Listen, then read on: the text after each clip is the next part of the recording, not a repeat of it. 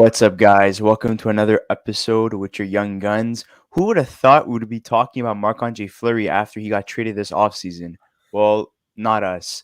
So wanted to say if you like hockey content, specifically anything Chicago related, we made an episode yesterday. So check that video out. And obviously it's going to be linked with this video because we are talking about Marc-Andre Fleury, who plays for the Chicago Blackhawks. For how long? We don't know yet. So we're going to be talking about that today. So make sure to subscribe to our channel. Check out any other content that might interest you. Tell your friends about us. Yeah, and just share it around. The more subs we get, the more excited we get to make more content for you guys.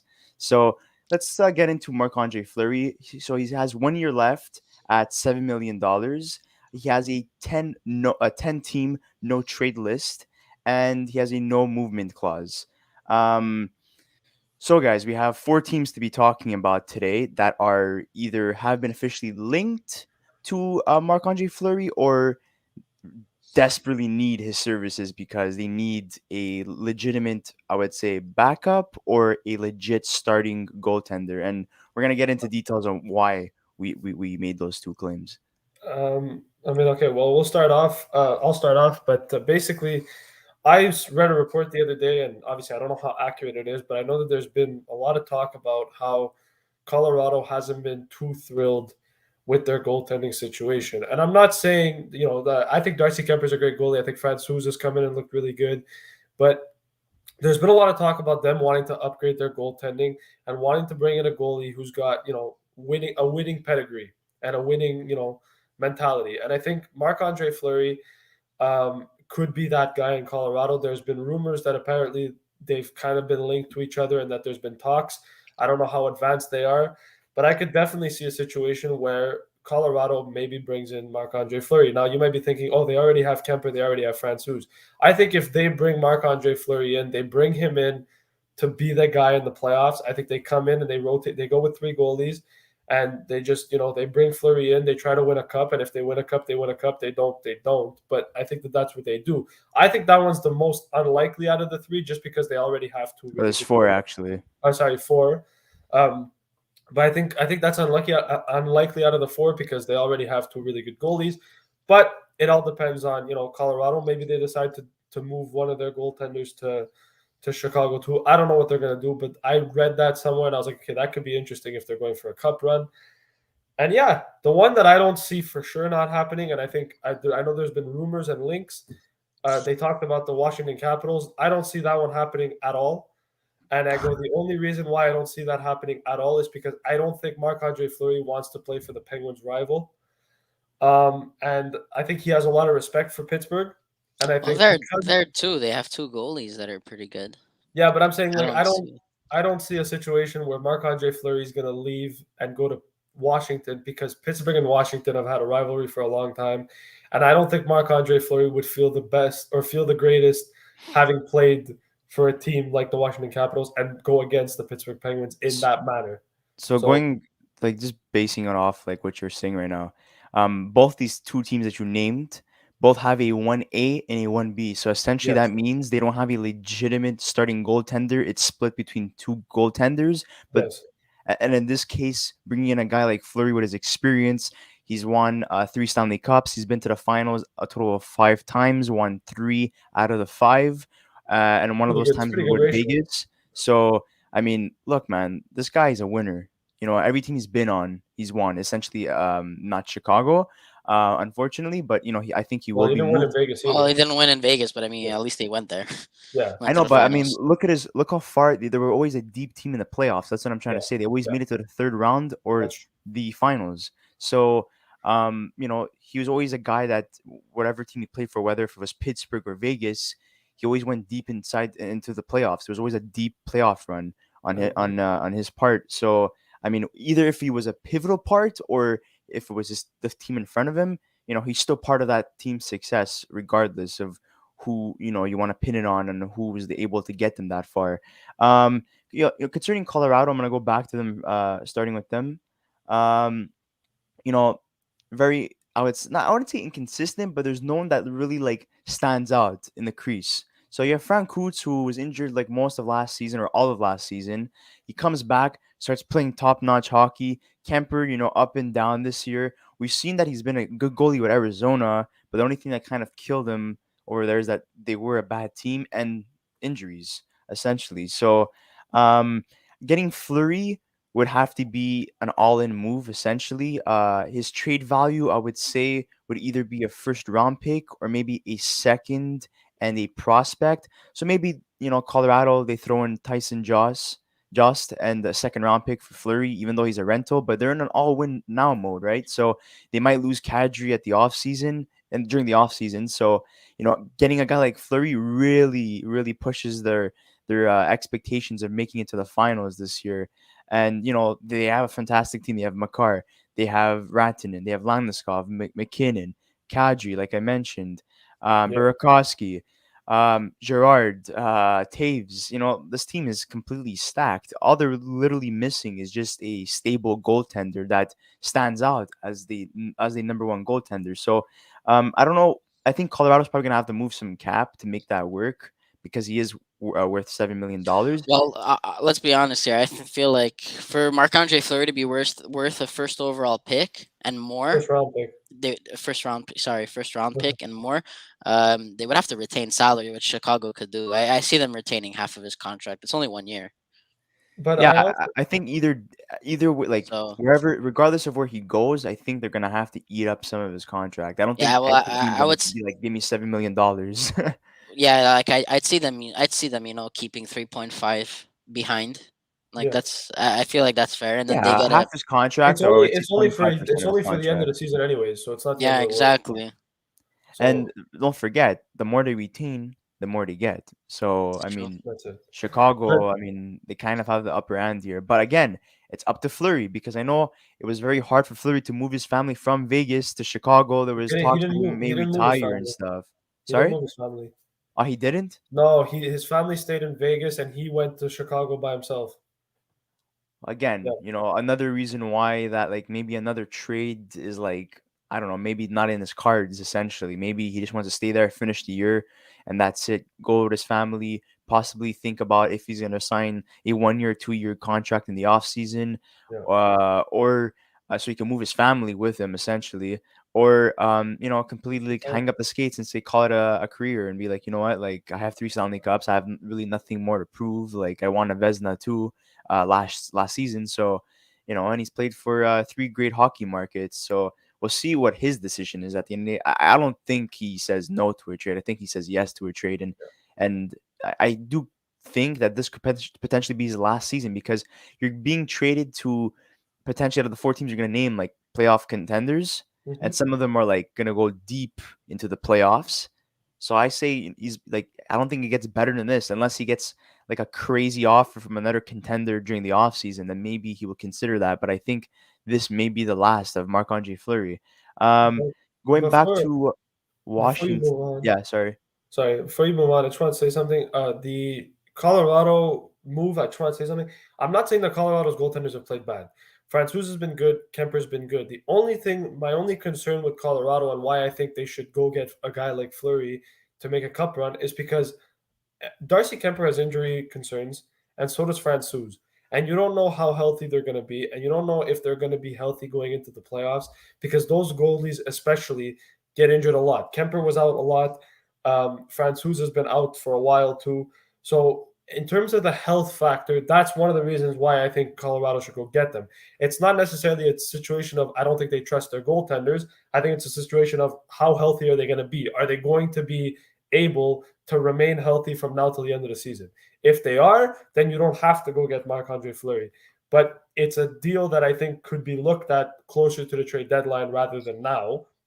And with Washington, like I said, I just don't think they're gonna do it. Just I one don't think last Fleury's gonna thing. want to do it. One last thing before we move to Yeah, Washington. I just want to say one thing concerning Colorado. If they do acquire Fleury, it's literally just to throw it in another team's faces and be like, look how stacked our team is. yeah, And now we just got a goaltender, and not any goaltender, a future Hall of Fame goaltender with three Stanley Cup rings, okay, and has been to the finals 5 times. Like, watch out. It's basically sending a message to all the other playoff teams, like, we're the team to beat, essentially. Um, Yeah. so moving on to Washington. So Elliot Freeman, like you were saying before, Luca, um, Washington has been looking into the possibility of acquiring goaltender Marc-Andre Fleury from the Chicago Blackhawks. But it's really up to him if he wants to go there. There's the whole Pittsburgh thing and the loyalty thing. Yeah. Do you want to really go to Washington after playing for Pittsburgh for so many years? Pittsburgh and in Washington, that whole like Crosby versus Ovechkin thing, and the two teams facing off against each other is like basically like El Clasico, but for like the NHL, and even meeting each other in the playoffs sometimes. So there's somewhat beef. So it would kind of be weird for Fleury to go there, but it could work though because they would eat some of their salary cap, but they do currently have Anthony Manta on long-term injured reserve, so they could squeak his contract essentially to fit Yeah. on their salary cap. But also, my question is for Capital fans: why is it that management does not trust Eli Samsonov and Vitek Vanacek? Ilya. Both guys, I know no one stands out as a clear number one goalie, but they're both talented goaltenders that I just don't understand why they haven't, picked a guy and said, you know what, you're our starter and you're your backup. Like, I feel like they keep on dueling it out. There's always something that There's happens that elevates the other guy's game, and then the other guy falls down, then the other guy wakes up, and then that other guy falls down.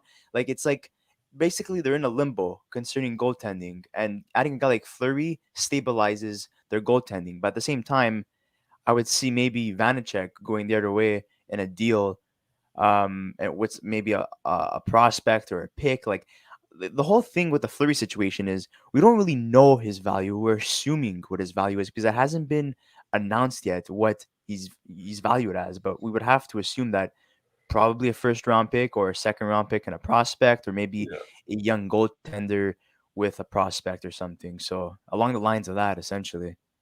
There's also a possibility that he may just not get traded at all. But I think the other thing too with Washington, like you were asking why they don't trust their goaltenders. It's an inconsistency factor. I mean, Vanacek.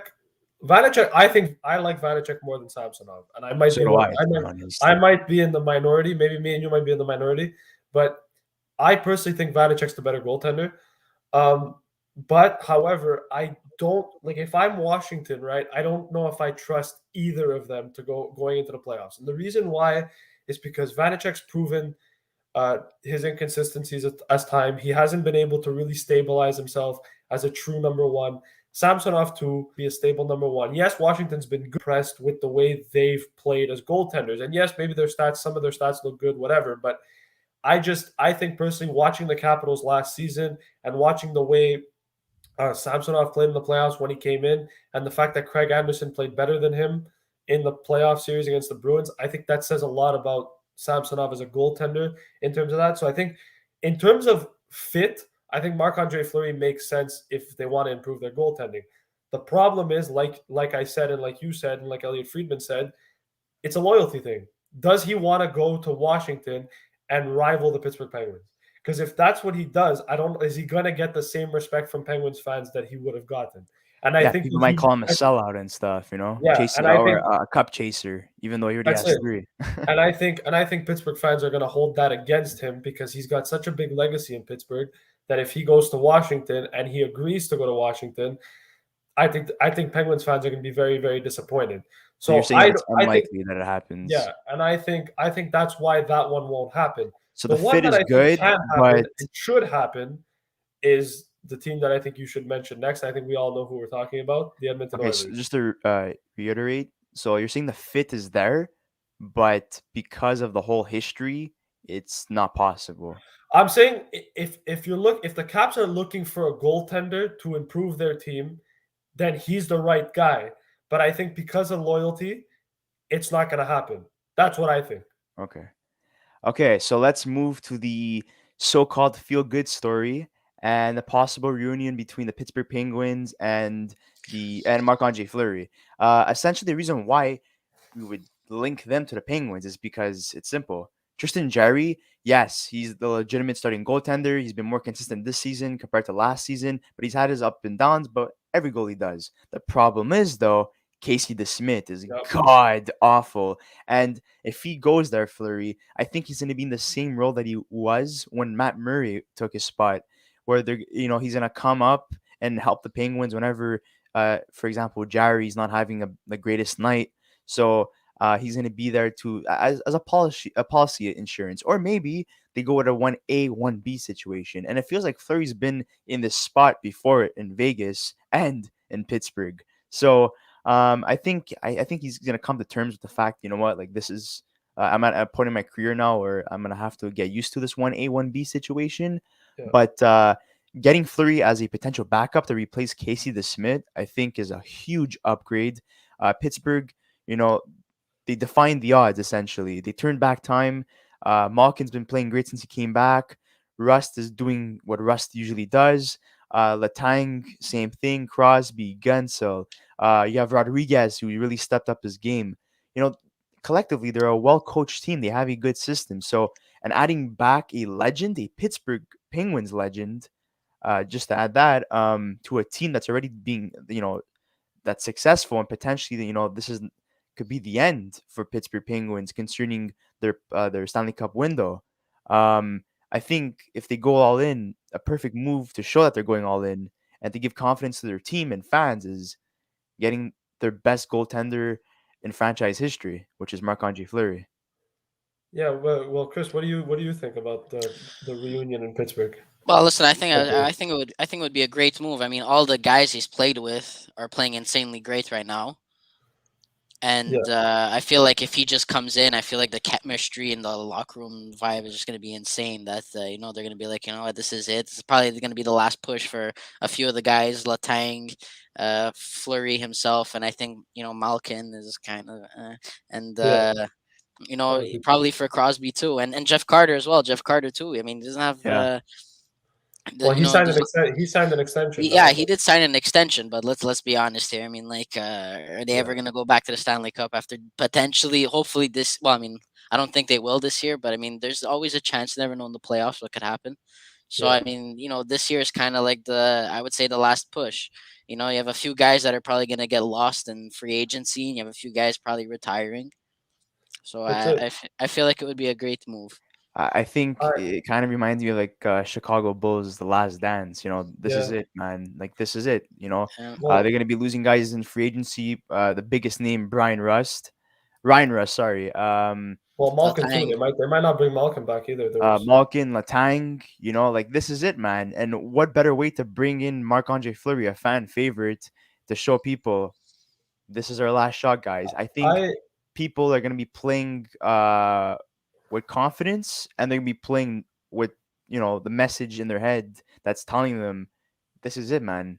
I gotta give it my all now because I don't think we're ever gonna be this good ever again. I don't think we're gonna have this team ever again. I don't think I'm even gonna be a part of this team moving forward. And Letang, it was stated that he wants a pay raise, whereas Malkin is willing to take a pay cut. So I don't think one of the two guys will be gone by this offseason. I don't think they could get to sign both. And if they want a deal to happen for Fleury, they're gonna have to ask Chicago to essentially retain salary cap.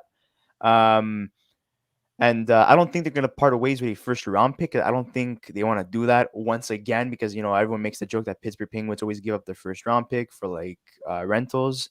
And it doesn't fall in their favors. But for example, they gave up a first round pick for Reeves. They gave a first round pick for Zucker, guys that are not essentially worth first round picks. I think they're going to give up like a second round pick and probably like a B prospect or something. And, whatever, maybe a sweetener, like a contract to kind of balance it out and fit in Fleury's contract. But yeah, I think everyone wants to see it. I think all of us want to see it, including us three. Yeah, I think Fleury going back to Pittsburgh is best case scenario for him and best case scenario for even his family too, because I think playing for him and ending his career, even if he has the opportunity, let's say for example, let's say Pittsburgh decides to trade for him, right? And he goes there, even if he decides to retire at the end of the season, he'll end his career in a Pittsburgh jersey, and I think that's always what he wanted. So I think it makes sense. But the other thing too is why I think it's a perfect fit. Tristan Jarry in the playoffs for Pittsburgh hasn't been fantastic, right? And so having an opportunity where Jarry's played really, really well this season, having the insurance of having Marc-Andre Fleury behind him, like you said, because Casey DeSmith struggled, I think it gives Pittsburgh a lot of, confidence going into the playoffs, because even if Tristan Jarry, let's say Pittsburgh goes into the playoffs and go, you know what, Jarry's our guy, we're going to stick to Jarry to start off. Maybe if Jarry struggles game 1, you go to Fleury game 2. So it really works for Pittsburgh in terms of having Marc-Andre Fleury back, because like Pizzuto mentioned too, it goes back to the same thing we talked about before. Letang knows him, Crosby knows him, Malkin knows him. They're all familiar with him. They've been his teammates for, since they started their careers there. So the chemistry thing is not an issue. And I think, Mike Sullivan knows him too. So I think Pittsburgh is the biggest one that makes the most amount of sense. But the other one that I think makes a lot of sense too is the last team that we're going to mention as well, because I think those guys need a goaltender. And if they get a goaltender, they could be a real, real threat. And out of the 4 teams, he will be the definite starting goaltender, and that's the Edmonton Oilers. So Edmonton Oilers, if they need to desperately make this move. Yeah. It's either Fleury or they have to find someone. But this is for me, in my opinion, it's either Georgiev if they want to go long term, what he's starting goaltender, or if they want to go short term, it's Marc-Andre Fleury. And right now, frustrations, in the locker room, we've seen it this season, inconsistency, McDavid and Draisaitl being frustrated too. People saying, please don't waste their careers, man, their generational talents. The Addy Van Der Kane, the team's doing better now, but they still need a goaltender. And if they want to go deep into the playoffs and go for a legitimate run for the Stanley Cup, especially that the defense isn't looking too good. Yeah, the defense isn't great. So if the defense isn't good, you need to at least count on your goalie. And they added a top 6 forward, which they desperately needed to close up their top 6. Now they just need a defensive defenseman and a goaltender, like we mentioned in the How to Fix the Edmonton Oilers video, which you could check out. And we mentioned Fleury's name too before that. So, Fleury, the games that he does lose, it's not necessarily his fault. It's because this team doesn't really perform and stuff. But him going there, it appears that it's a legitimate fit for both teams. The only thing they're gonna have to work out again is how to fit his cap hit on the salary cap. Listen, like I said, they're gonna hold half, and I see them giving up Yamamoto if it comes to it to get Fleury. I don't think so, to be honest. I think they're gonna have to give a bad contract in return, like maybe a guy like Kyle Turris, for example. Or maybe. Nah, I'm not gonna say his name. It doesn't make any sense. They would need him for depth because their depth is not even that great, anyways. But essentially, maybe a guy like Kyle Turris is gonna be thrown into the deal so they could eat up some cap space. But I think a bad contract would have to be thrown in there, and I think there's a few bad contracts in Edmonton that they would love to get rid of. Maybe even Koskinen in a potential. Call me crazy. Maybe you go back and get Duncan Keith again. I don't think so. Nah, that is a bad contract, though. Yeah, it is a bad contract. I'm just saying, they traded him. Maybe they will get him back. No, in all seriousness, I do believe Yamamoto would be like a guy that they could potentially grab, and I think it would be. I don't know who else. Illogical to make such a move because yes, I know he's not living up to expectations, but you're gonna give up a guy that still has a high ceiling for a guy that's potentially like at the end of his career. Like it doesn't make sense. They're gonna give but they are trying to win the Stanley Cup. Let's be real. If I have the choice between winning a Stanley Cup and giving up Yamamoto, I'm giving up Yamamoto. I'm taking that deal. The other thing is, I think Edmonton might not even need to. I think that if they really want to, I think. And I know that, like you said, they're going for a Stanley Cup. If you're going for a Stanley Cup and you're trying to make the playoffs and you want the best opportunity of winning, I think Edmonton, if that's their goal, and I think they could do it with Marc-Andre Fleury as their goaltender, trade your first-round pick and just go for it. Even though Ken Allen said he was opposed to trading the first-round pick. Yeah, but you know what, bro? You have Connor McDavid and Leon Draisaitl. At some point, bro, you have to make those moves to make your team better. Let's say they do give up their first-round pick. Let's say they do give up their first round pick. They're potentially not picking for all three rounds. They would lose their first. Their second is conditional, so we don't know if they're gonna lose it or not. They gave up their third. Oh, sorry, and they gave up their fourth. So they would only be drafting 5th, 6th, and 7th. Bro, the amount of first round picks that this team's had over the years, they shouldn't be allowed to draft anymore.